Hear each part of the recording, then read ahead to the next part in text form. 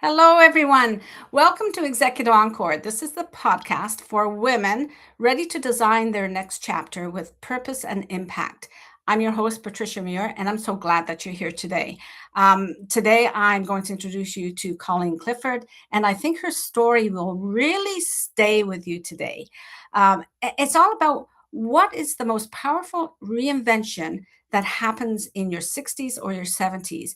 Quite often involves carrying some grief, some loss of job, loss of friends, your network, all those sort of things, and a reckoning with your own patterns.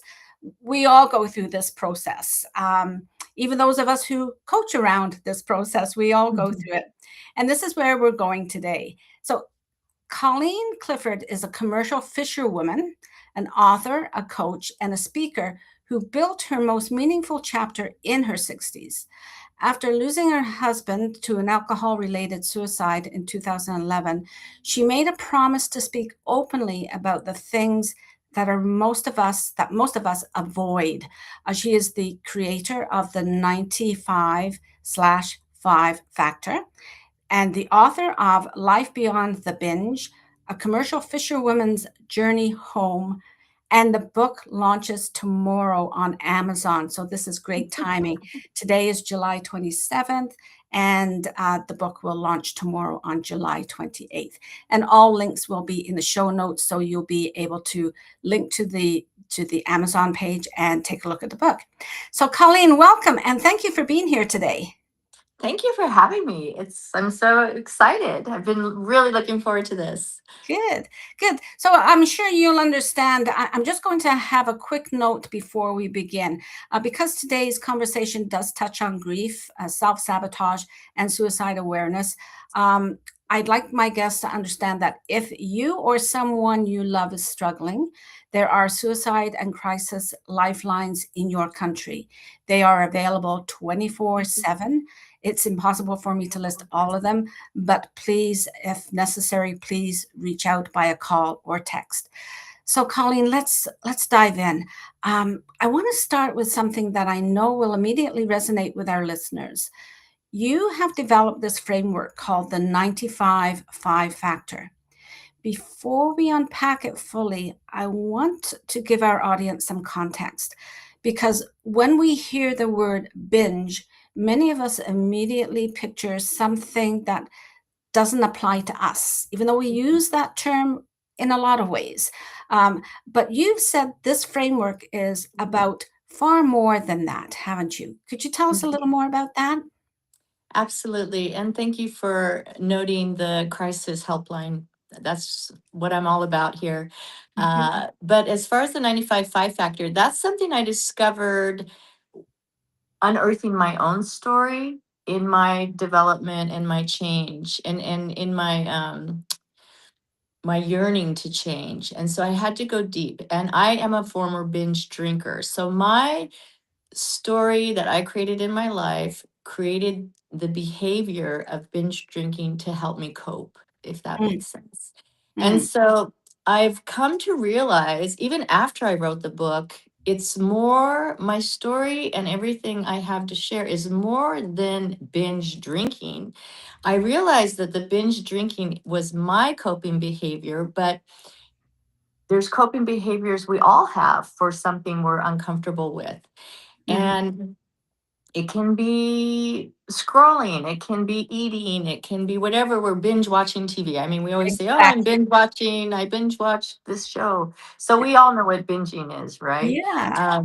Yes. And so, and it's okay if we're okay with it. This is all about if you're okay with the behavior, then there's nothing to change. If it's creating something within you like, okay, I don't want to do this anymore, Mm, then that's the time to go deep. So as far as the 95/5 factor goes, is I realized in my own binge drinking behavior that 95% of the time, and I just kind of picked 95. I mean, I'm not a scientist, but I just kind of gave it an average. Most of the time, my binge behavior was not a problem. And that's what kept me in the denial stuck factor of mm, allowing it. It was the 5% of my behavior that sometimes something would go wrong. And it wasn't even all the time in that 5%. Um, and so that's what kept me stuck for years, because most of the time I had no consequences from my binge drinking except a Yeah. hangover. Mhm. And that's why I've termed it the 95-5 factor. Mhm. It's the 5% that scared me straight enough to stop drinking. And that's quite a small percentage in a Mhm. behavior of something we're doing. Mhm. Mhm. It's recognizing the impact, and like you said, if there's no consequence, sometimes you don't realize there is an impact. So I wanna sit with that for a moment because I think what you're really describing is the pattern that's underneath the pattern, perhaps. It's not just Mhm. about what we're consuming. Like, it's interesting that you mentioned, binge watching TV and things like that. Like, that became almost like a badge of honor that we're binging on a particular program on TV. And unless we identify that it's affecting our life in some way, even binging on the news, right? Unless we identify it's affecting our life in some way and having some impact, we don't take any action on it. So it's about the cycle that we fall into without even realizing it. Correct? Correct. And I want to clarify something too within what you said, is that sometimes I will give myself a day to binge watch TV because I want to just Mm, relax and be entertained. And I say I'm going to binge watch six, whatever, till I'm done binging on this. But mhm, this is my day to do it, and I'm intentionally doing it. I'm speaking more from a place of someone when they're doing something that's not, they don't want to continue doing and they still do it. mm. Like, maybe they're binge watching TV, but they don't want to be binge watching TV That's and it's right. becoming a problem. That's kind of what I'm speaking to. So, and also what you mentioned too, I am talking about the story beneath the behavior. Yeah. What is really going on underneath the behavior that you're distracting yourself over here with what you're binging on. Mhm. Okay. I can think of a few things for myself, right? Yeah, I sort of chuckle about it, but yeah, it does. I know I binge on some things when there's a story underneath that I'm not getting to and I'm not resolving. So I understand that, and I think many people, if they don't totally understand it, I think at times they probably think, okay, this is enough, right? So Mhm. if I'm hearing you correctly, uh, it's that small slice of behavior that's that 5%, right? That's doing the most damage to our sense of ourself, our health, and our relationships. And most of us are focusing on trying to manage 95% that we never stop looking at what's actually driving the consequences. Yes, that's exactly it. Okay. So for our listeners who are stepping out of a long career, corporate career right now, they may be dealing with the loss of a title, a team. This is very much our audience, right? There's a loss in structure that they've built their whole identity around. I can only imagine how the 5% can quietly start to grow. Does that show up in your coaching work in particular? Yes, it does. And the interesting thing is once a client gets to the heart of the story, it's Mhm. almost like as soon as you nail what it is, because a lot of people don't know what it is that's driving the behavior. Because oftentimes, I know for me personally in my life, I was very good at ignoring things. And so until I could figure out, pinpoint what was really the story that was driving my behavior, that's just the awareness can start the shift. And Mhm. through some prompts and some coaching is how to rewrite that story. What is it we need personally for ourselves to rewrite our story, to have create the life that we want, and get the guidebook of how to begin that journey. Mhm. Can we hold that for a moment because we are going to talk about that, but, I'd like to, talk about, like you said, awareness, so suicide awareness, personal Mhm. loss, and the decision to reinvent. Um, And I want to honor the thread that runs through everything that you do, and that's the promise that you made. Can you tell us about that promise that you made and what led you to it? I love your questions. Thank you. Because I do like to get real about everything that I'm doing in life and live intentionally. I never thought I'd be sitting here where I am right now. Mhm, As maybe a lot of your listeners can relate to that, just life sometimes puts us in another direction, whether we want to go that way or not. And when my late husband died by alcohol related suicide 14 years ago, and I always like to just pause to acknowledge that. mhm, It the grief I went through, it was a process. And throughout that process and the stages of grief, especially with suicide, you're going to go through, which is very normal, anger, blame up for him, blame for me. There's a lot to go through.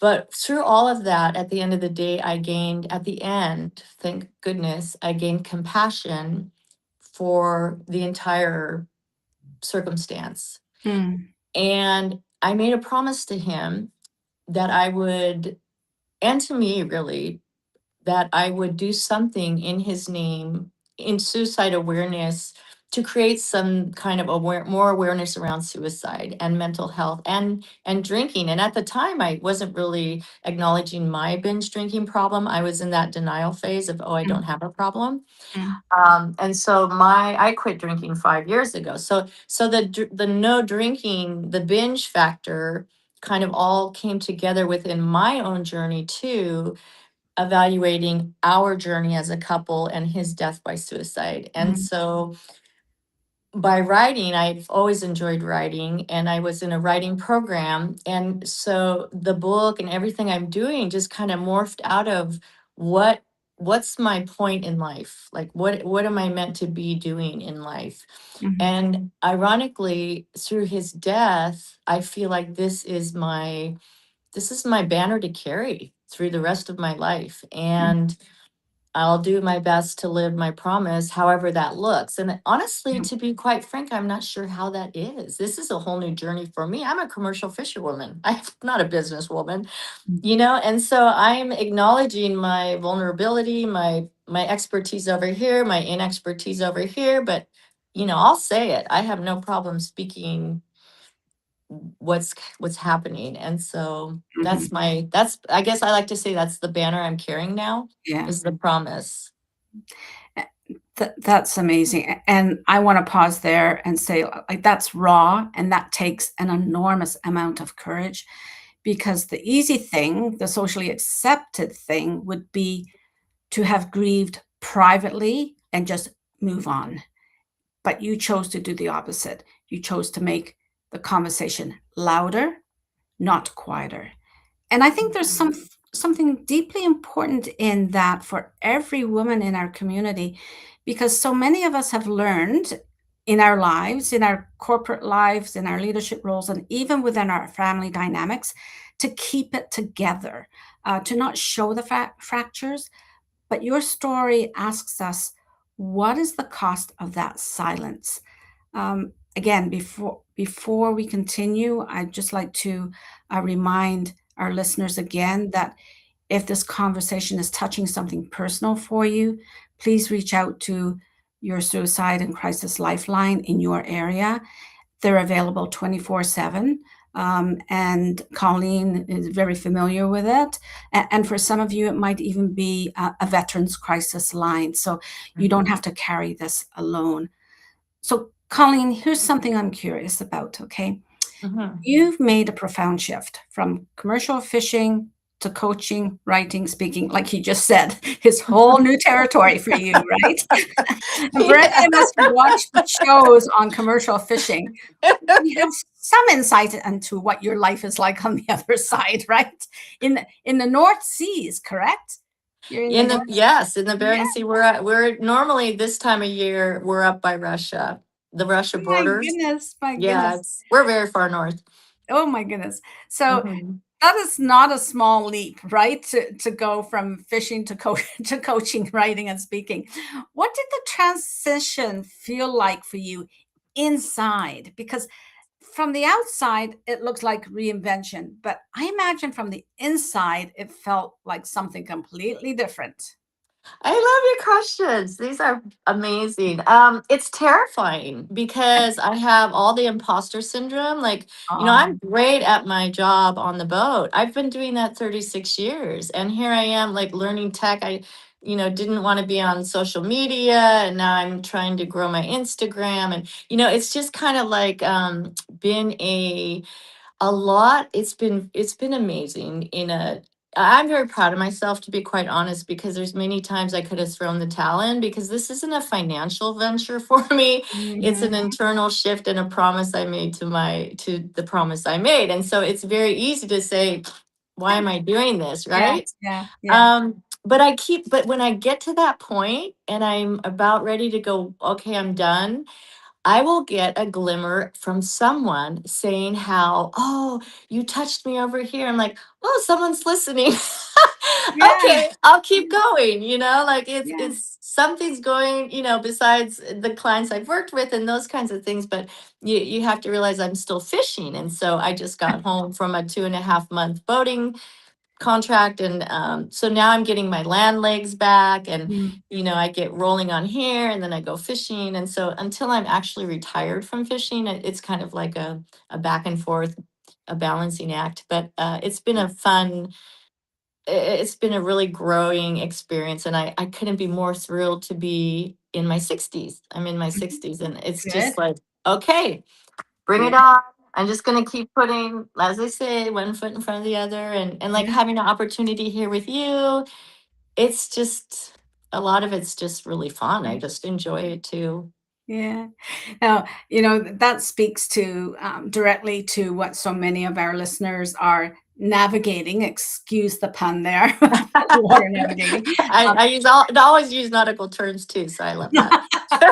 And we gotta stay anchored and blah blah oh blah. yeah, okay, okay, good, good. At least you can use that Oh yeah, authentically, right? exactly. Yeah, that feeling of who I am outside of the role that I've inhabited for decades. So, who you are outside of your fisherwoman role and other roles that you've had in your personal life.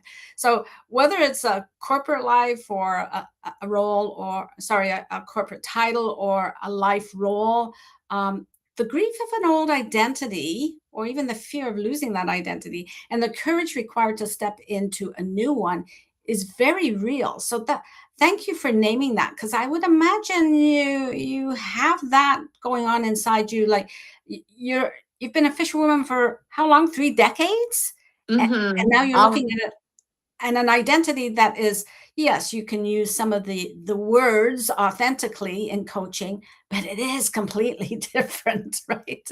So um, I want to move on to what you were talking about before, and that is change your story and change your life. And you talk about why willpower won't work.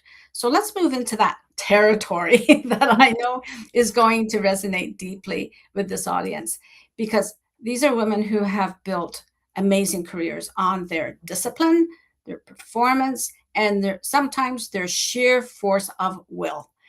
And Mm. yet, so many of them find themselves stuck in a pattern or patterns that they can't simply decide their way out of.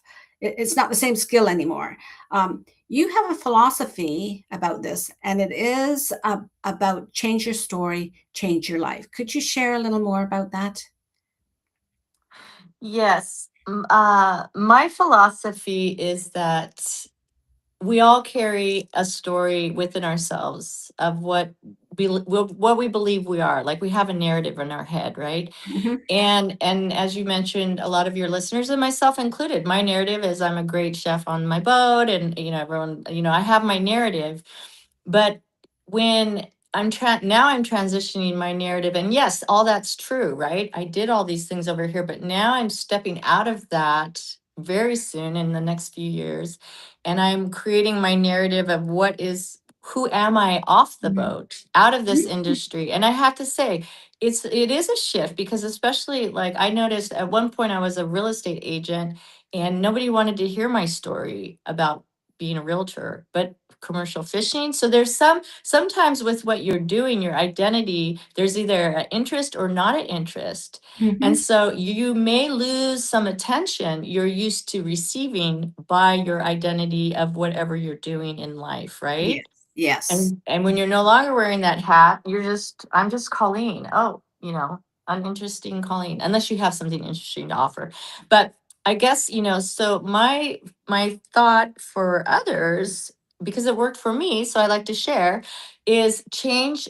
I'm changing my identity as to who I am moving forward into my 60s. And what is it I want to be doing this third part of my life? And it's a matter of sitting down and looking at what it is that's important to you, what you want to carry with you from your, it's like cleaning out your backpack. What are you going to keep in your backpack to Mhm. go to the next hike? What are you going to take out? Mhm. What's weighing you down? And just, and then what are you going to add to take on Mhm. Mhm. your next trip?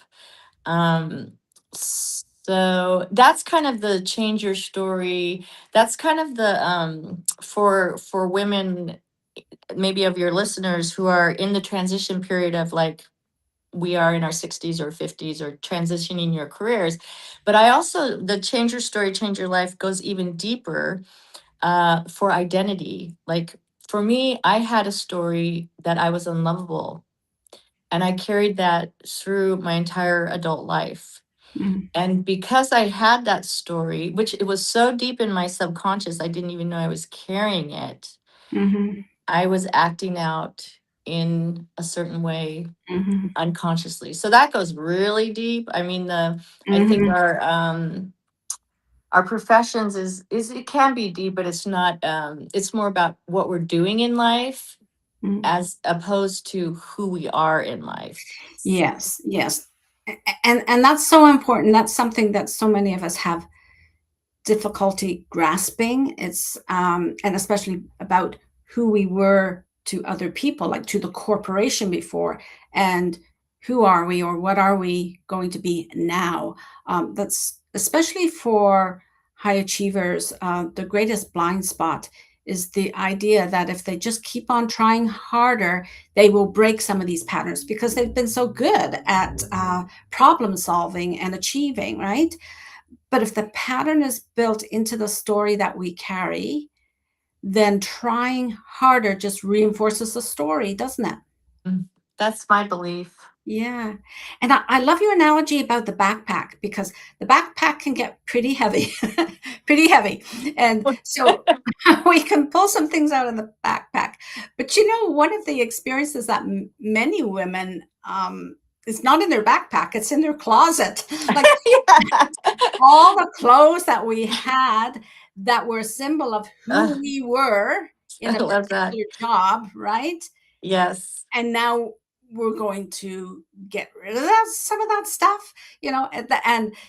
I talk to clients like I'm not someone who helps them to organize, but it's just to get the concept in their head that that is keeping you in there. And the harder you hang on to that particular suit or that particular type of clothing, the more you're hooked into that old life, and you cannot move on with the joy and satisfaction that you could if you've still got that one beautiful suit in the bottom of your closet that you never wear.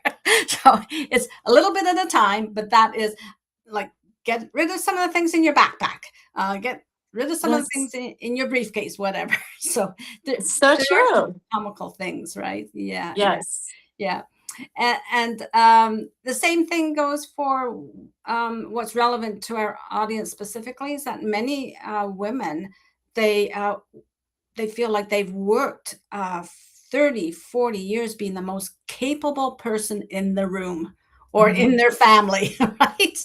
It's time to pass it on to somebody else, and it's hard to do that. They've been the Mhm. fixer, they've been the leader, they've been the one who figures it all out. And some of us, I know of a person, I'm intimately related to that person, me. Okay. That I can figure anything out, right? And so I keep on that role and I work harder at it. And it's a pattern that I can't get out of logically. I can't get out of my own way, right? So whether that's grief or burnout or the habit that's quietly expanding, it can feel like actually you can feel like you're failing, right? Your Mhm. capacities are failing, even though your capacity and your capabilities are there to move on to reinvent in a different way. It still feels like, especially if it's not your choice to leave your job, Mhm. it's like Mhm. being torn away from you, right? So it's like Mhm. something that's gone wrong with them specifically. And what would you say to a woman like me who's going through that kind of trauma? Wow. Thanks for sharing all that. Yeah, I think it's something we all can relate with, right? On some level, whether completely or partially. Take a deep breath is what I'd say. I think it's starting with naming the first thing that because all of us here are very organized. We're women who know how to get stuff done, whatever we're doing, right? And I don't, just I like to make lists. So I would just say start with your biggest, to try to pinpoint what is the most major behavior that's creating angst for you. Mhm, And we can't fix everything at once, and so even though we like to do we're women who can do a lot of things at once. Just know that it's it's if you could take one thing, or remove one thing, or add one thing to your life that's going to help that, whatever that pain, that angst is. That's the first step to making a shift. mhm, mhm. If you have 10 things on your list, that's okay. Don't freak out like, oh my God, it's never going to happen, but just bite sizes, right? Yeah, Just one at yeah, a time. Maybe make your list of the top priority to the bottom. It's just like your flow chart or whatever charts you use to map your productivity. It's the personal productivity. You can use the same tools yeah, for your personal self. I yeah. hope that helps. Yeah, I do speak to women about that, like all the skills that you have learned over the last 20, 30, 40 years, bring them forward, but use them in a different way. Mhm. And I would say on that list is like some of the boundaries, and not necessarily boundaries that we need to set with other people, but boundaries that we need to set with ourselves so that we don't fall into the pattern too regularly. Like being aware that we are in that pattern again, and set some kind of boundary. And it could be. I don't want to make it simple, but it could be being aware that I need to get out and walk on the beach. That's Mhm. all it could be. I'm in Wasaga Beach. It's the longest freshwater beach in the world. And you know how often I get down there to walk on the beach? Very rarely. So it's a boundary that I need to set for myself, that things have to be put aside so that I can go and enjoy my time on the beach, right? Because it's not. I was going to say it's not going to be there forever, but it probably will be. But I won't be. So I uh, love that you said that, because that is one of the first things all of us can do. And I know when I start feeling out of whack, it's because I haven't allowed even 15 minutes of time to myself, of just sitting alone. And, mm, if it's meditating, praying, whatever, or going for a walk on the beach. I mean, that's so important to staying kind of like grounded with what are we doing here in life, right? Every day yeah, can just start going like that. And then yeah, I kind of lose my sense of what am I doing here? Like, yeah, supposed to be living intentionally, not yes, not flipping by the the page. Next. Got not that by done. default. Next. Yeah, yeah, yeah. So I want every woman who is listening today to write this down. Change your story, change your life. I'm going to take it intentionally as well, because your story is not to be fixed. It doesn't need to be fixed. It's just that it's written under circumstances that perhaps no longer define you, and you have the authority to rewrite this. And the reason why I'm so glad that this call came up today, because I was speaking to my coach this morning. That's exactly the reminder that I got from my coach this morning, that you have the authority to rewrite it. You have the authority to go down to the beach, clear your hair, whatever. This is exactly the spirit of what we do here at Executive Encore. And we're not perfect at it, but we're all on the same journey together. So, Colleen, there's just one last question I have for you. And you've talked about it a little bit, but I'd like you to be a little more specific about it. I asked my guests this, all my guests this.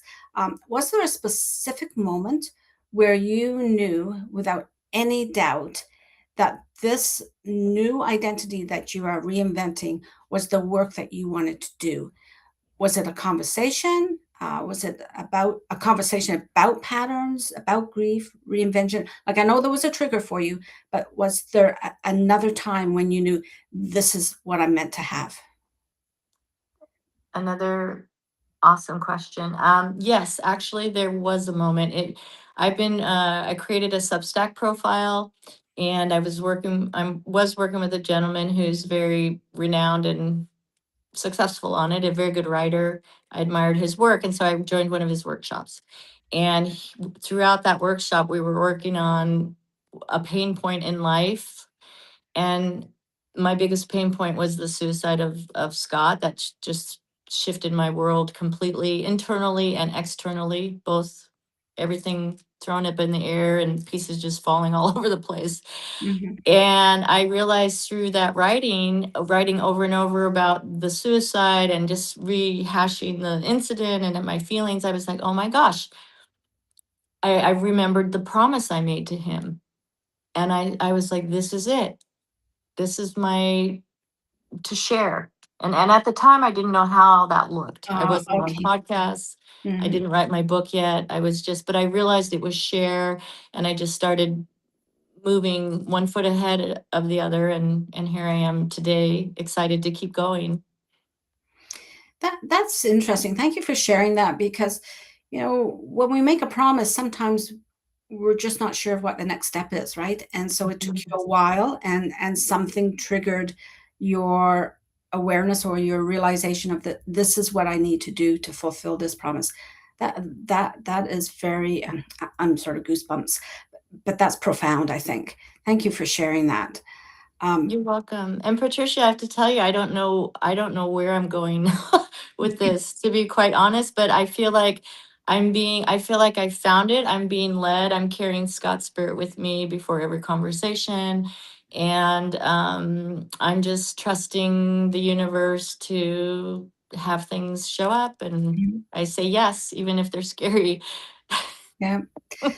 So again, I love that analogy of your backpack, right? So you're taking some things out of your backpack and Mhm. you're finding new things for new adventures. So I just love that. I hope Thank that you. you keep that analogy with you. So we've talked about the 95 5 factor, and I'd like to recap some of the things that we've explored today. This 95 5 factor is the idea that a small slice of our behavior can drive the majority of our consequences. And crucially, that is one specific habit that might be having some impact that we need to be aware of, right? It's about the pattern underneath. It's the cycle we repeat without even questioning. It's the coping strategy that we reach for every time, so it's automatic. I'm thinking of myself here, right? But I know Mhm. a lot of other women go through this. So we've talked about grief as a catalyst, about how Colleen transformed one of the most devastating losses imaginable to anyone into a mission of, I'll say this, honesty, hope, and serving other people. Mhm. And I want to show my gratitude for that. Um, verbally, that's it takes an enormous amount of courage, and I'm with you on that one. Um, we've talked about grief as a catalyst and how Colleen transformed one of the most devastating losses. And we've talked about the story we carry and the radical, life changing possibility of rewriting it. So, if today's story or conversation has stirred something in you, here's how you can go further with Colleen's work. Visit Colleen's website at lifebeyondthebinge.com. That is your first step. We talked about what our next step in promises to ourselves. This is your next step. She has resources, a blog, and ways to connect directly with her and her community. And as I mentioned earlier, her book is coming out tomorrow. It's Life Beyond the Binge, a commercial fisherwoman's journey home. Put it on your calendar. Pre-order it if you can. This is the kind of read that doesn't just inform, it's going to transform anything that you're thinking about.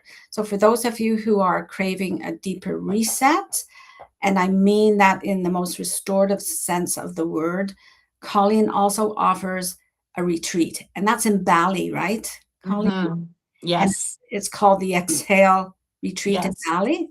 So details are on her website.